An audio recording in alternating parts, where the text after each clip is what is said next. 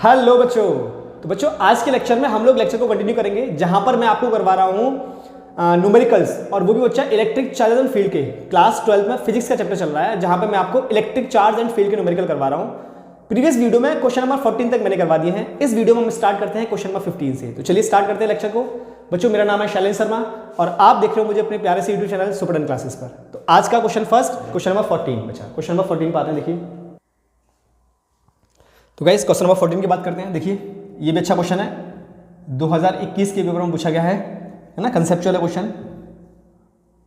देखिए क्वेश्चन बोल रहा है two small identical conducting spheres carrying charge 10 microcoulomb and -20 microcoulomb when separated by a distance R experience a force F each. बच्चों question ने बोला है कि दो स्पेरिकल कंडक्टर्स हैं या स्पेरिकल कंडक्टर्स हैं और उन दोनों को हमने R सेपरेशन पर रखा है, एक का चार्ज है और एक का दूसरे का चार्ज भी है, तब उनमें लगने वाला जो फोर्स है वो F है। देखिए सिचुएशन को समझो। Question number 14, two small identical spherical shells हैं। देखो एक सेल यहाँ पर रखा है, एक सेल यहाँ पर है ना, दोनों कैसे स्मॉल हैं। एक पर चार्ज है 10 माइक्रोकूलम और दूसरे पर चार्ज है बच्चा -20 माइक्रोकूलम, और दोनों ही R सेपरेशन पे हैं। तो बच्चों अकॉर्डिंग टू कूलम्स लॉ इन दोनों पर लगने वाला फोर्स कितना होगा? F is equal to 1/4 pi epsilon naught into Q1 Q2, मतलब Q1 कितना है 10 इंटू Q2 कितना है 20, और बच्चा माइक्रोकूलम में है तो 10⁻⁻6 एक का और इंटू 10⁻⁻6 दूसरे का, डिवाइड बाई R²। इसको मैंने बोल दिया क्वेश्चन नंबर फर्स्ट। अब क्वेश्चन आगे पढ़ते हैं। If they are brought in contact and then separated to a distance of R/2 then what is the new force. बच्चों क्वेश्चन ने बोला है कि अगर हमने दोनों को आपस में कॉन्टेक्ट में ले आए, दोनों को एक दूसरे से मिला दिया और फिर दोनों को R/2 डिस्टेंस पे सेपरेट कर दिया, जब बच्चों दो कंडक्टर्स को जिन पे चार्ज है अगर आपस में मिलाओगे तो उन दोनों पे चार्ज इक्वली डिवाइड हो जाएगा। कैसा हो जाएगा? इक्वली डिवाइड हो जाएगा। और फिर उन दोनों को सेपरेट कर दिया R/2 डिस्टेंस पे, तो अब नया फोर्स कितना होगा? तो पहले जब दोनों कंडक्टर्स को आप पास में लेके आए हो तो चार्ज कितना हो गया, ये पहले मुझे कैलकुलेट करना होगा। देखिए अब क्या बोला उन्होंने कि दोनों कंडक्टर्स को हम पास में ले आए, एक कंडक्टर्स को यहाँ रखा और दूसरे कंडक्टर्स को उससे बगल में रखा। इस पे था 10 माइक्रोकूलम और इस पे था -20 माइक्रोकूलम। तो बच्चा इन पर जो अब जो चार्ज हो जाएगा, न्यू चार्ज है ना, जो दोनों पर कितना न्यू चार्ज हो जाएगा, new charge on each sphere, वो कितना हो जाएगा? That is Q is equal to 10 -20 divide by 2 है ना, इन दोनों का एवरेज। तो वो कितना हो जाएगा? -5 माइक्रोकूलम, ये आ जाएगा बच्चा। अब इस पे भी -5 माइक्रोकूलम आ गया और इस पे भी -5 माइक्रोकूलम आ गया, और दोनों के बीच की डिस्टेंस कितनी कर दी अब? R/2। तो यहाँ भी -5 आ गया और यहाँ भी -5 माइक्रोकूलम आ गया, है ना। ये सिचुएशन बन गई। अब इनके बीच में लगने वाला फोर्स वो इन्होंने बोल दिया F डैश है। तो कितना होगा? 1/4 pi epsilon naught into 5 into 10⁻⁻6 into 5 into 10⁻⁻6 divide by R², तो R/2 का होल स्क्वायर। तो ये बन जाएगा F dash is equal to 1/4 pi epsilon naught into 25 into 10⁻⁻12 divide by, ये बन जाएगा बच्चा R² और डिवाइड बाई 4 होगा, 4 ऊपर चला जाएगा तो मैंने 4 यहाँ लिख दिया मल्टीप्लाई में। ये बन गया क्वेश्चन नंबर सेकंड। मुझे F डैश निकालना है तो मैंने क्या किया, सेकंड में फर्स्ट का डिवाइड कर देते हैं, सेकंड में फर्स्ट का डिवाइड करते हैं। तो from second divide by first, तो F dash by F is equal to 1/4 pi epsilon naught into 25 into 10⁻⁻12 into 4 divide by R², और ये होल डिवाइड में क्या आएगा? 1/4 pi epsilon naught into 10 into 20 200 into 10⁻⁻12 divide by R²। अब देखिए ये इससे कैंसिल आउट हुआ है ना, और ये इससे कैंसिल आउट हुआ, गॉट इट, और R² से R² कैंसिल आउट हुआ। तो ये बन गया F dash by F is equal to, ऊपर आ गया बच्चा 25 इंटू 4 100 बाई 200, ये 0 से 0 कैंसिल, ये 0 से 0 कैंसिल, कितना आ गया 1/2। So F dash by F is equal to 1/2। So बच्चा यहां से आ गया F dash is equal to f/2। So F dash कितना आ गया f/2। मतलब अब जो इनके बीच में नया फोर्स है वो कितना आ चुका है बच्चा f/2। कितना आ गया f/2। आसान था, देख लीजिए क्वेश्चन पूरा कंसेप्चुअल है ना, पूरा का पूरा कंसेप्चुअल क्वेश्चन देख लो एक बार। नेक्स्ट बढ़े, नेक्स्ट क्वेश्चन नंबर 15 बोल रहा है बच्चा, two identical point charges Q each are kept 2 meter apart in air. A third point charge Q of unknown magnitude and sign is placed on the line joining of charges such that system remains in equilibrium. Find the position and nature of charge. बच्चों बहुत प्यारा question है। Question ने क्या बोला है कि दो चार्ज पार्टिकल हैं और उन दोनों का चार्ज कितना है स्मॉल q। वो दोनों 2 मीटर की डिस्टेंस पर रखे गए हैं। एक थर्ड चार्ज कैपिटल Q जिसका मैग्नीट्यूड अननोन है और इसका नेचर भी अननोन है ना, नेचर और मैग्नीट्यूड दोनों कैलकुलेट करना है। और जब हमने इसको कहीं रखा तो पूरा का पूरा सिस्टम कैसा आ गया इक्विलिब्रियम में। तो सिस्टम इक्विलिब्रियम में आ चुका है, तब हमें उसकी पोजीशन और हमें नेचर फाइंड करना है। तो देखिए क्वेश्चन को समझो। क्वेश्चन नंबर 15 बच्चों, दो चार्ज पार्टिकल, एक है Q और दूसरा है Q। ये है Q और ये भी है Q। बच्चों ये रखा है A पॉइंट पर और ये रखा है B पॉइंट पर, है ना। इसको बोल देते हैं फर्स्ट लोकेशन और इसको बोलते हैं सेकंड लोकेशन। अब इनके बीच में बच्चा हमने इसकी लाइन ज्वाइनिंग पर कहीं एक कैपिटल Q चार्ज को रखा। तो बच्चा मैंने क्या किया, एक कैपिटल Q चार्ज को कहीं यहां पे प्लेस कर दिया, कैपिटल Q चार्ज को राइट यहां मैंने प्लेस कर दिया। बच्चा ये दोनों के बीच की जो डिस्टेंस थी वो थी 2 मीटर। मैंने मान लिया, लेट कर लिया कि हमने स्मॉल q से जो कि A पॉइंट पर रखा है यहां से x डिस्टेंस पर कैपिटल Q चार्ज पार्टिकल को रखा है x डिस्टेंस पर। तो बच्चा ये वाली डिस्टेंस कितनी हो जाएगी 2 माइनस x। पहले बात करते हैं नेचर की। क्वेश्चन ने बोला है कि जैसे हमने इस चार्ज पार्टिकल को रखा पूरा सिस्टम इक्विलिब्रियम में आ चुका है। सिस्टम इक्विलिब्रियम का मतलब है कि जितने भी बच्चा सिस्टम में चार्जेस हैं उन सब पर नेट फोर्स 0 होना चाहिए। मतलब इस फर्स्ट वाले चार्ज पर भी नेट फोर्स 0, सेकंड वाले चार्ज पर भी नेट फोर्स 0 और जो चार्ज हमने रखा है उस चार्ज पर भी नेट फोर्स 0 होना चाहिए। तो अब अगर सपोज करो बच्चा, अगर ये पॉजिटिव चार्ज होता, अगर ये पॉजिटिव चार्ज है तो पहले इस वाले फोर्स, इस वाले पॉइंट पर नेट फोर्स देखो आप। तो इस वाले पॉइंट पर नेट फोर्स, इसकी वजह से कहां होगा रिपल्सन, इसकी वजह से कहां होगा रिपल्सन। क्या नेट 0 होगा? नहीं हो सकता। इसका मतलब ये वाला जो चार्ज है वो पॉजिटिव नेचर का तो नहीं होगा। कैसा नहीं होगा? पॉजिटिव नेचर का। अब अगर बच्चा हमने इसको नेगेटिव ले लिया, क्या ले लिया बच्चा हमने इसको नेगेटिव ले लिया, मैंने इसको नेगेटिव नेचर का ले लिया सपोज करो। तो अब इस वाले पर इसकी वजह से क्या होगा अट्रैक्शन और इस वाले की वजह से क्या होगा रिपल्सन। नेट 0 हो सकता है बिल्कुल, क्योंकि दोनों कैसे हैं अपोजिट नेचर के। क्लियर? ऐसे ही इस वाले को चेक करो, इस वाले की वजह से अट्रैक्शन, इस वाले की वजह से रिपल्सन। नेट 0 हो सकता है बिल्कुल हो सकता है।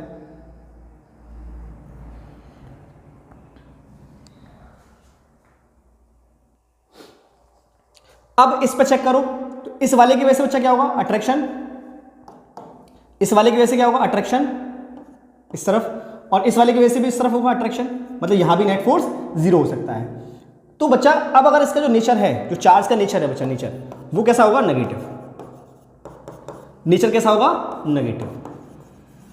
चार्ज का जो नेचर है वो कैसा होगा नेगेटिव। अब बात करते हैं इसके मैग्नीट्यूड की। तो बच्चों हमारा सिस्टम इक्विलिब्रियम में है, system is in equilibrium.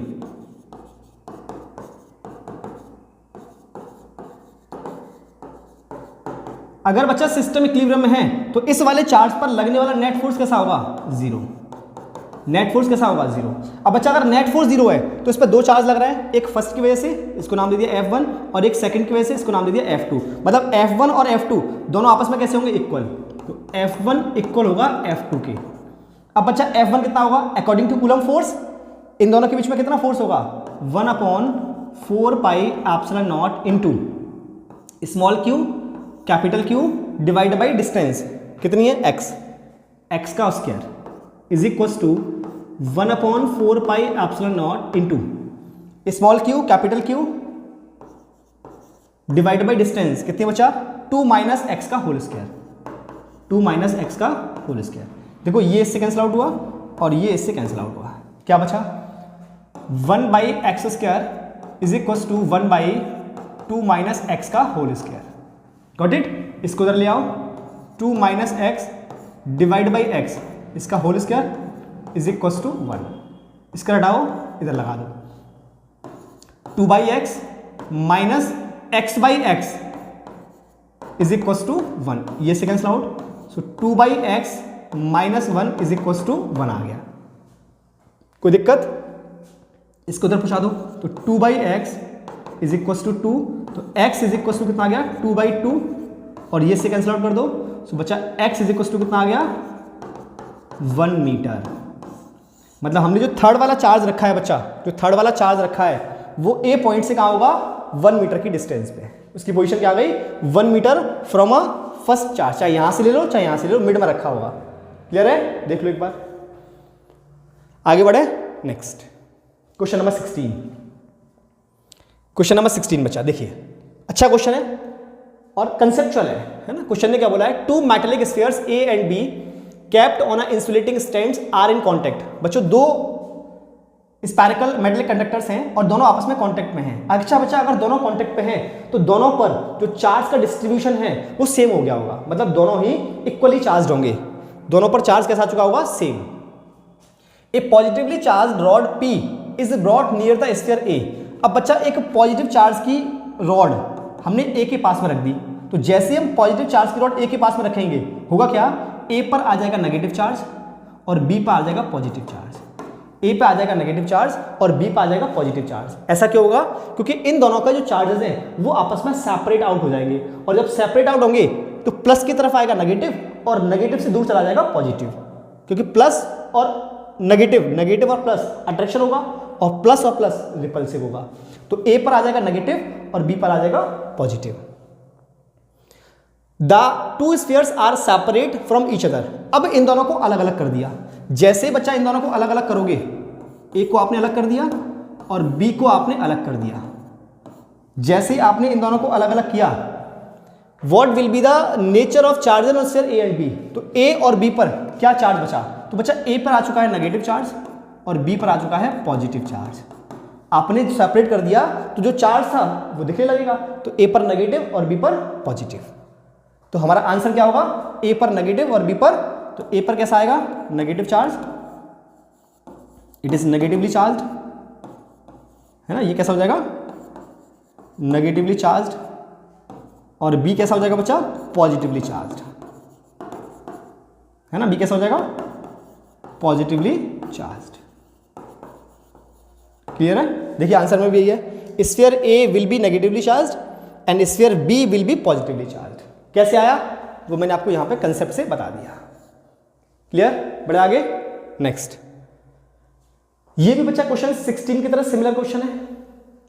A metal sphere is kept on an insulating stand, a negatively charged rod is brought near it, then sphere A is earth as shown in figure, on removing the earthing and taking the negatively charged rod away, what will be the nature of charge on the sphere, give reason for your answer. बच्चों बहुत अच्छा question है। देखिए similar concept पे है, कुछ भी नहीं है क्वेश्चन में। बोला है कि एक स्फीयर है और ये स्टैंड पर रखा हुआ है, अगर हम इसके पास में एक नेगेटिवली चार्ज रॉड को लेके आ गए, नेगेटिवली चार्ज को, तो बच्चा होगा क्या, इस तरफ आएगा पॉजिटिव और इस तरफ आएगा नेगेटिव, लेकिन हमने इसको कर रखा है अर्थिंग। तो जैसे हमने इसको अर्थिंग किया बच्चा, ये नेगेटिव वाला चार्ज चला जाएगा अर्थिंग में। कहाँ चला जाएगा? अर्थिंग में। अब इस स्फीयर के ऊपर में सिर्फ क्या बचेगा, पॉजिटिव चार्ज। क्या बचेगा? Positive charge. अगर हमने इस रॉड को रिमूव कर दिया तो इस पे क्या दिखने लगेगा अपन को, पॉजिटिव चार्ज। तो स्फीयर के ऊपर में क्या आ जाएगा बच्चा, पॉजिटिव चार्ज,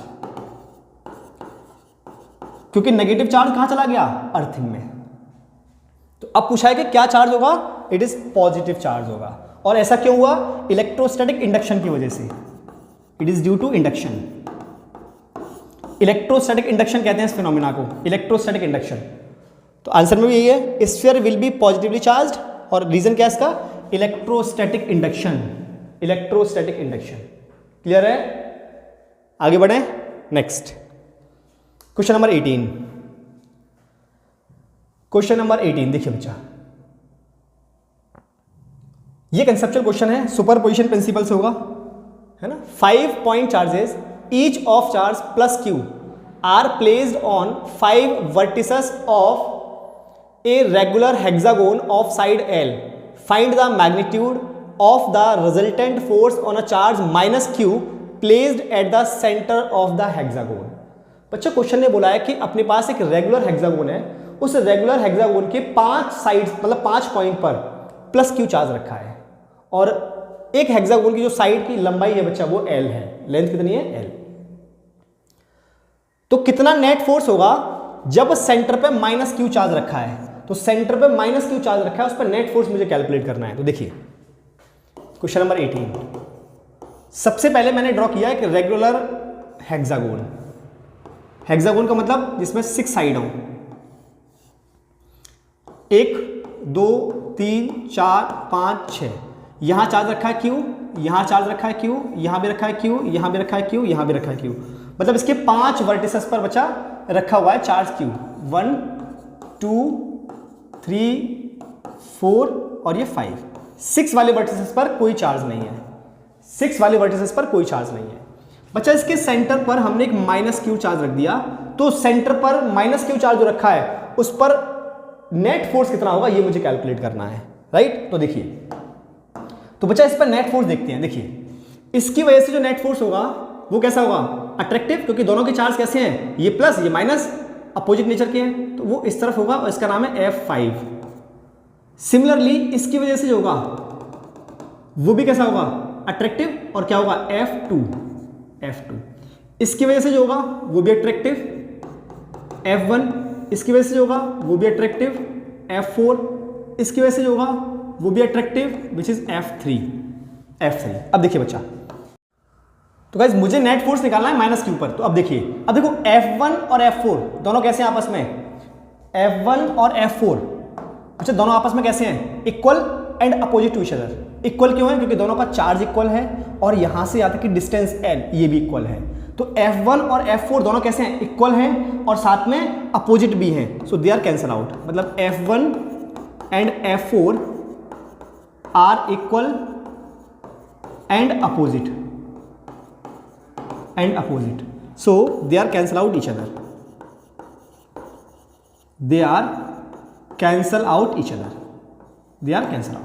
राइट। ये एक दूसरे को कैंसल आउट कर देंगे, कैंसल आउट ईच अदर, तो इनकी वजह से कोई नेट फोर्स नहीं होगा।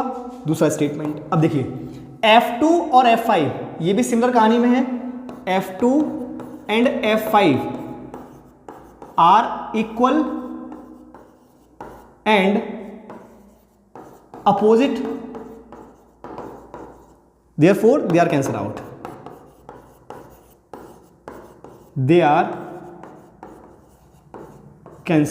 each other, right. ये भी एक दूसरे को कैंसिल आउट कर देंगे। मतलब हुआ ये कि F4 ने F1 को कैंसिल आउट कर दिया, F2 ने F5 को कैंसिल आउट कर दिया। तो बच्चा यहां पर नेट फोर्स किसकी वजह से है, सिर्फ F3 की वजह से। किसकी वजह से, F3 की वजह से। Therefore, net force on minus Q charge is